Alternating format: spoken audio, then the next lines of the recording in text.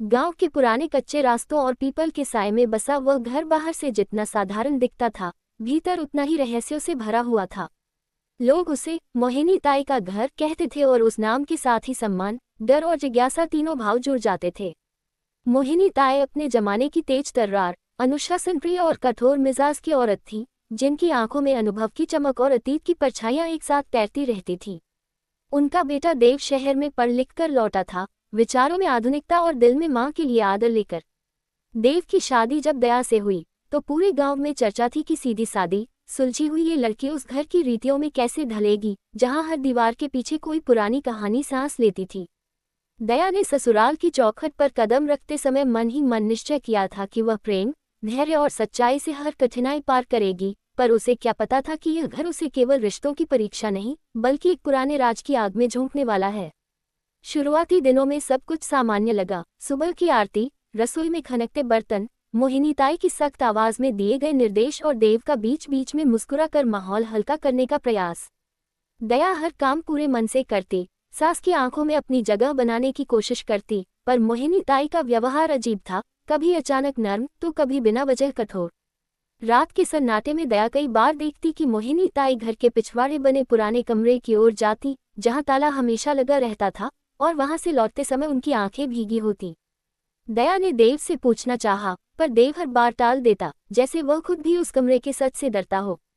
एक दिन गांव में मेले की रौनक थी, ढोल नगाड़ों की आवाज, रंगीन झूले और मिठाइयों की खुशबू से हवा भरी हुई थी। दया पहली बार ससुराल के साथ मेले गई और उसे लगा कि शायद ये दिन मोहिनी ताई के दिल में भी कुछ नरमी ला देगा। पर मेले में एक बूढ़ी औरत ने दया की हथेली देखकर अचानक कहा, बेटी, तेरे भाग्य में आग है, पर वही आग सच भी उजागर करेगी। ये सुनकर मोहिनी ताई का चेहरा सफेद पड़ गया। उन्होंने दया का हाथ झटके से छोड़ा और बिना कुछ कहे घर लौट आई। उस रात घर में अजीब खामोशी थी, जैसे किसी ने अनजाने में सोई हुई कहानी को जगा दिया हो। धीरे धीरे दया को महसूस होने लगा कि घर में कुछ ऐसा है जिसे जानना मना है। वह जितना पूछती उतना ही उसे चुप कराया जाता। देव का व्यवहार भी बदलने लगा। वह पहले जितना खुलकर बात करता था, अब उतना ही खामोश रहने लगा। दया के मन में सवालों की आग जलने लगी। क्या एक बहू का हक नहीं कि वह अपने ही घर की सच्चाई जाने? उसी आग ने उसे एक रात साहस दिया। जब सब सो चुके थे, वह दबे पांव उस पुराने कमरे के पास पहुंची जिसकी ओर मोहिनी ताई अक्सर जाती थी। ताले पर जंग लगी थी, जैसे वर्षों से किसी ने उसे खोलने की कोशिश ही न की हो, पर दया ने देखा कि ताले के पास चाबी के निशान ताज़ा थे। उसी पल पीछे से मोहिनी ताई की कड़क आवाज आई, यहाँ क्या कर रही हो? दया घबरा गई, पर उसने सच छुपाने की बजाय पहली बार खुलकर कहा कि वह इस घर के रहस्यों से डरती नहीं, बल्कि उन्हें समझना चाहती है। मोहिनी ताई की आंखों में गुस्सा, दर्द और डर एक साथ उमड़ पड़े। उन्होंने कहा कि कुछ राज ऐसे होते हैं जो खुले तो पूरे घर को जला देते हैं। दया ने शांत स्वर में जवाब दिया कि अगर आग सच्चाई की है, तो वह जलकर भी स्वीकार है। ये सुनकर मोहिनी ताई कुछ पल चुप रही, फिर बिना कुछ कहे लौट गई। पर उस रात दया ने महसूस किया कि उसने एक ऐसी दीवार पर दस्तक दी है जिसके पीछे पूरा अतीत कैद है। अगले दिनों में मोहिनी ताई का व्यवहार और सख्त हो गया। छोटी छोटी बातों पर डांटना, दया की हर हरकत पर नजर रखना, जैसे वह किसी अनहोनी से बचने की कोशिश कर रही हो। देव इस तनाव के बीच पिसने लगा। एक तरफ मां का डर, दूसरी तरफ पत्नी का सवाल। दया को अब साफ दिखने लगा था कि देव भी उस पुराने राज से बंधा हुआ है, जिसे उसने कभी पूरी तरह जाना नहीं, बस आदेशों की तरह स्वीकार किया है। इसी बीच गांव में एक पुराना व्यक्ति लौटा, जो वर्षों पहले मोहिनी ताई के परिवार से जुड़ा था। उसकी मौजूदगी ने जैसे बीते समय की रात को फिर से सुलगा दिया। उस व्यक्ति की एक नज़र मोहिनी ताई पर पड़ी और दोनों की आंखों में अनकही बातों का आदान प्रदान हुआ। दया ने ये सब देखा और उसके दिल में यकीन पक्का हो गया कि घर का सच केवल एक कमरे में नहीं, बल्कि उन लोगों की यादों में बंद है। उसी शाम उस व्यक्ति ने दया से अकेले में कहा कि वह जो खोज रही है, उसके लिए साहस ही नहीं, बलिदान भी चाहिए। दया के लिए यह एक नया चैलेंज था, एक नई आग, जो अब केवल जिज्ञासा नहीं, बल्कि अपने अस्तित्व की लड़ाई बन चुकी थी। रात को जब देव ने दया से कहा कि वह इन सब बातों से दूर रहे, तो दया पहली बार टूट गई। उसने कहा कि वह इस घर में केवल चुप रहने के लिए नहीं आई है, वह सम्मान और सच्चाई के साथ जीना चाहती है। देव की आंखों में आंसू आ गए। उसने माना कि वह खुद भी उस पुराने राज से डरता है, क्योंकि वही राज उसकी मां की कठोरता और उसके अपने डर की जड़ है। दया ने उसका हाथ पकड़कर कहा कि अगर सच का सामना मिलकर किया जाए, तो आग भी रास्ता दिखा सकती है। आसमान में बादल घिर आए थे, जैसे आने वाले तूफान का संकेत दे रहे हों। दया ने मन ही मन ठान लिया कि चाहे जो हो, वह उस पुराने कमरे का ताला खोले बिना चैन से नहीं बैठेगी। उसे नहीं पता था कि उस ताले के खुलते ही केवल अतीत नहीं, बल्कि रिश्तों की भी परीक्षा शुरू हो जाएगी, और मोहिनी ताई की जिंदगी का सबसे बड़ा डर दया की सबसे बड़ी सच्चाई बनने वाला है। यही था उस कहानी का पहला मोड़, जहां से पुराना राज केवल एक रहस्य नहीं, बल्कि हर रिश्ते की कसौटी बनने वाला था, और आग अब सुलग चुकी थी, जिसे बुझाना किसी के बस में नहीं था। रात की खामोशी उस घर पर किसी बोझ की तरह उतर आई थी। आसमान में बादल घिरे हुए थे और हवा में अजीब सी बेचैनी थी, जैसे प्रकृति भी उस पुराने राज के उजागर होने से पहले कांप रही हो। दया की आंखों में नींद नहीं थी, उसका मन उस बंद कमरे और मोहिनी ताई की डरी हुई आंखों के बीच अटका हुआ था। देव उसके पास लेटा था, पर दोनों के बीच चुप्पी की दीवार खड़ी थी। दया को एहसास हो गया था कि अब ये सिर्फ जिज्ञासा नहीं रही, यह उसके आत्मसम्मान और भविष्य से जुड़ी लड़ाई बन चुकी थी। वह जानती थी कि अगर वह आज चुप रही, तो ये घर, ये रिश्ते और वह खुद, सब धीरे धीरे घुटते चले जाएंगे। सुबह होते ही घर में अजीब सा माहौल था। मोहिनी ताई ने पूजा के बाद भी किसी से बात नहीं की। उनका चेहरा सख्त था, पर आंखों के कोने में छुपा डर साफ दिख रहा था। दया हर काम करती रही, पर उसका ध्यान बार बार उसी पुराने कमरे की ओर चला जाता। तभी गांव में ये खबर फैल गई कि वह बूढ़ा व्यक्ति, जो कल अचानक लौटा था, मोहिनी ताई से मिलने फिर आने वाला है। उसका नाम था रघुनाथ, और वह इस परिवार के अतीत का ऐसा हिस्सा था जिसे समय ने भुलाने की बहुत कोशिश की थी, पर मिटा नहीं पाया। दोपहर को जब रघुनाथ आया, तो मोहिनी ताई ने उसे बैठक में बैठाया।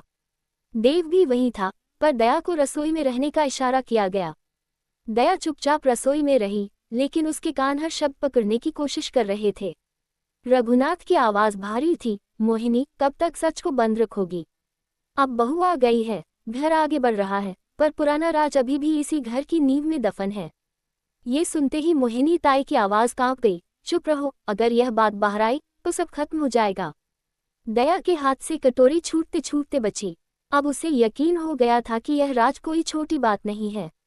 उसी शाम दया ने पहली बार मोहिनी ताई के सामने खुलकर खड़े होने का फैसला किया। उसने कहा कि वह इस घर की बहू है, और अगर इस घर की नींव ही झूठ पर टिकी है, तो उसे सच जानने का हक है। मोहिनी ताई ने गुस्से में कहा कि कुछ सच ऐसे होते हैं जो घर नहीं, बल्कि पूरी जिंदगी जला देते हैं। दया ने शांत लेकिन दृढ़ स्वर में जवाब दिया कि वह उस आग से डरती नहीं, क्योंकि आधी जली जिंदगी से बेहतर है पूरी तरह सच के साथ जल जाना। देव ये सब सुनकर टूटने लगा। उसे पहली बार महसूस हुआ कि उसकी माँ और पत्नी के बीच खड़ी दीवार दरअसल उसी के डर से बनी है।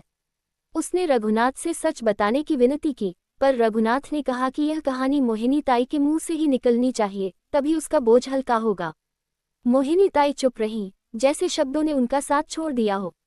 उस रात फिर वही खामोशी, पर इस बार वह और भी भारी थी। अगले दिन अचानक मोहिनी ताई की तबीयत बिगड़ गई। तेज बुखार और घबराहट में वह बार बार उसी पुराने कमरे का नाम बुदबुदा रही थी। दया ने बिना देर किए उनकी सेवा की, माथे पर पट्टी रखी, पानी पिलाया। उस पल मोहिनी ताई ने पहली बार दया का हाथ कसकर पकड़ा और रो पड़ी। उनके आंसू दया के दिल को चीर गए। उसी कमजोरी के पल में मोहिनी ताई की जुबान खुल गई और वर्षों से दबी कहानी बाहर आने लगी। उन्होंने बताया कि वर्षों पहले, जब देव बहुत छोटा था, इस घर में एक और औरत रहती थी, उनकी देवरानी, जो इस घर की रौनक थी। वही पुराना कमरा उसी का था। उस औरत पर झूठा इल्जाम लगाया गया था, परिवार की इज्जत के नाम पर उसे घर से निकाल दिया गया। मोहिनी ताई उस समय चुप रही, क्योंकि समाज और डर ने उनकी आवाज दबा दी। कुछ महीनों बाद खबर आई कि उस औरत ने आत्महत्या कर ली। उसी दिन मोहिनी ताई ने उस कमरे को बंद कर दिया और अपने दिल को पत्थर बना लिया। ये राज उनका अपराध था, उनका बोझ था, जिसने उन्हें कठोर और डरपोक बना दिया। दया की आंखों से आंसू बहने लगे। उसे एहसास हुआ कि मोहिनी ताई की सख्ती दरअसल अपराधबोध की ढाल थी। देव ये सुनकर स्तब्ध रह गया, क्योंकि उसे कभी नहीं बताया गया था कि उसके परिवार का ऐसा अंधेरा अतीत भी है। मोहिनी ताई ने कांपती आवाज में कहा कि वह डरती थी कि अगर यह सच बाहर आया, तो देव उनसे नफरत करेगा, और समाज इस घर को कभी माफ नहीं करेगा। दया ने उनका हाथ थामकर कहा कि सच देर से सही, पर सामने आना ही चाहिए, तभी आत्मा को शांति मिलती है। कुछ दिनों बाद मोहिनी ताई ने खुद फैसला किया कि वह उस पुराने कमरे का ताला खोलेंगी। पूरा घर सांस रोके खड़ा था। ताला खुला तो अंदर धूल जमी थी, पुराने कपड़े, कुछ तस्वीरें और एक डायरी। वही डायरी उस औरत की थी जिसमें उसका दर्द, उसके सपने और उसके टूटने की कहानी लिखी थी। दया ने डायरी पढ़ी और हर शब्द उसके दिल में उतरता चला गया। वह औरत बेगुनाह थी और उसका सबसे बड़ा गुनाह था चुप रह जाना, जैसा मोहिनीताई ने किया था। गांव में जब ये सच फैला तो लोगों की प्रतिक्रिया मिली जुली थी।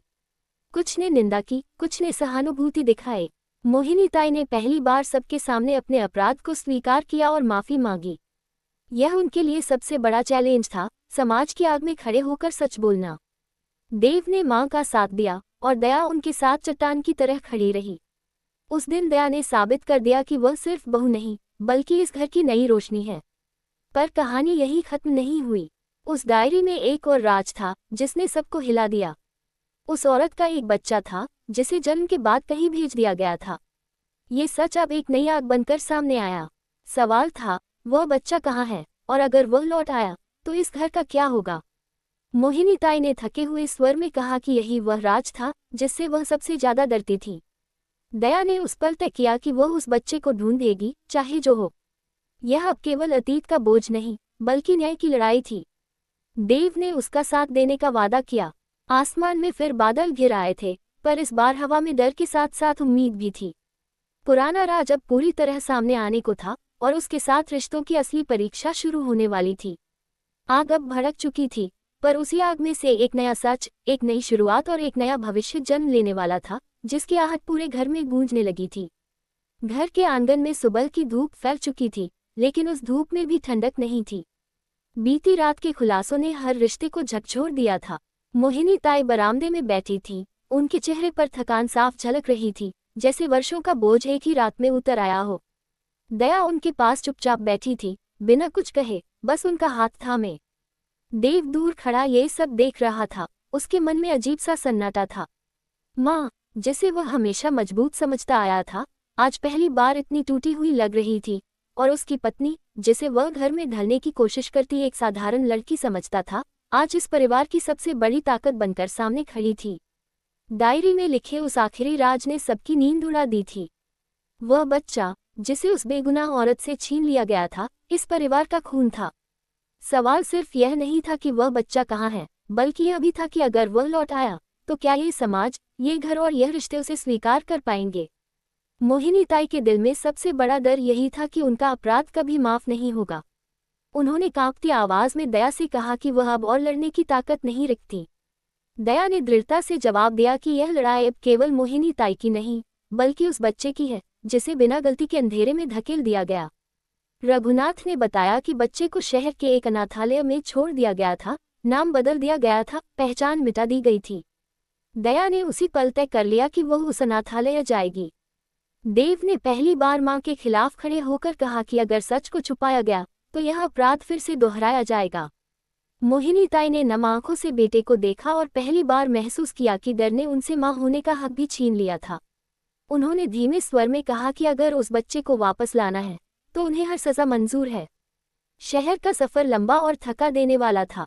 रास्ते भर दया की आंखों के सामने डायरी के पन्ने घूमते रहे, उस औरत की टूटी उम्मीदें, उसका दर्द और उसका आखिरी विश्वास कि कभी न कभी सच सामने आएगा। अनाथालय पहुंचकर जब रजिस्टर खोले गए तो एक नाम पर सबकी निगाहें टिक गईं। वही तारीख, वही निशान, सब कुछ मेल खा रहा था। पता चला कि वह बच्चा अब बड़ा हो चुका है। उसका नाम बदलकर अर्जुन रख दिया गया था और कुछ साल पहले वह अनाथालय छोड़कर अपनी जिंदगी बनाने निकल गया था। ये खबर मोहिनीताई के लिए किसी सजा से कम नहीं थी। उन्होंने सोचा था कि अगर बच्चा मिल गया तो शायद उनके अपराध का बोझ हल्का हो जाएगा, लेकिन अब वह बच्चा एक अजनबी बन चुका था। दया ने हार नहीं मानी। उसने अर्जुन के बारे में जानकारी इकट्ठा की, उसकी नौकरी, उसका ठिकाना, सब कुछ। देव पहली बार अपनी पत्नी के इस रूप को देख रहा था, जो बिना थके, बिना डरे, सिर्फ सच्चाई के लिए आगे बढ़ रही थी। जब अर्जुन से मुलाकात हुई तो वह एक साधारण सा युवक था, आंखों में आत्मसम्मान और बीते समय का अनकहा दर्द। दया ने उसे सच बताया, बिना कुछ छुपाए। अर्जुन पहले तो हंसा, उसे लगा कि यह कोई मजाक है, लेकिन जब सबूत सामने रखे गए तो उसकी दुनिया हिल गई। उसके मन में सवालों का तूफान उठ खड़ा हुआ। माँ कौन थी, उसे क्यों छोड़ा गया, और आज ये सच क्यों बताया जा रहा है? दया ने उसे बताया कि कुछ गलतियां डर से होती हैं, लेकिन उन्हें सुधारने की कोशिश ही इंसान को इंसान बनाती है। अर्जुन गांव आने के लिए तैयार हो गया। पर शर्त रखी कि वह किसी एहसान के लिए नहीं बल्कि सच जानने के लिए आ रहा है। गांव में उसके आने की खबर आग की तरह फैल गई। लोग फुसफुसाने लगे, कुछ ने पुराने जख्म कुरेदे तो कुछ ने दया की हिम्मत की तारीफ की। मोहिनी ताई के लिए वह दिन सबसे कठिन था। जब अर्जुन पहली बार उस घर की चौखट पर खड़ा हुआ तो मोहिनी ताई के पैर कांप गए। वही चेहरा, वही आंखें, जैसे अतीत सामने खड़ा हो। मोहिनी ताई उसके सामने झुक गईं। उन्होंने सबके सामने अपने अपराध को स्वीकार किया और माफी मांगी। ये दृश्य देखकर गांव सन्न रह गया। जिस औरत को लोग कठोर और घमंडी समझते थे, आज वह सबसे कमजोर दिखाई दे रही थी। अर्जुन की आंखों में आंसू थे, पर गुस्सा भी। उसने कहा कि माफी से उसकी माँ वापस नहीं आएगी, नहीं उसका बचपन लौटेगा। ये सच मोहिनी ताई के लिए किसी चाकू से कम नहीं था, पर उन्होंने सिर झुकाकर हर शब्द स्वीकार किया। समय के साथ धीरे धीरे रिश्तों ने करवट लेनी शुरू की। अर्जुन उस घर में ठहरा, पर दूरी बनाए रखी। दया ही वह कड़ी थी जो सबको जोड़ने की कोशिश कर रही थी। उसने अर्जुन को उसकी माँ की कहानी बताए, उसके सपने बताए, और यह भी कि कैसे एक समाज और एक डर ने सब कुछ छीन लिया। अर्जुन के दिल में जमी नफरत धीरे धीरे पिघलने लगी, पर पूरी तरह खत्म नहीं हुई। एक दिन गांव में पंचायत बुलाई गई। मोहिनी ताई ने खुद सबके सामने खड़े होकर कहा कि अगर समाज उन्हें सजा देना चाहता है तो वह तैयार है। यह उनके जीवन का सबसे बड़ा चैलेंज था। पंचायत ने लंबी चर्चा के बाद फैसला दिया कि मोहिनी ताई को उस बेगुनाह औरत की याद में गांव में एक स्कूल बनवाना होगा, ताकि उसकी आत्मा को शांति मिले और आने वाली पीढ़ियां अंधेरे में न रहें। मोहिनी ताई ने ये सजा खुशी खुशी स्वीकार की। स्कूल बनना शुरू हुआ और उसी के साथ इस घर में भी नई शुरुआत होने लगी।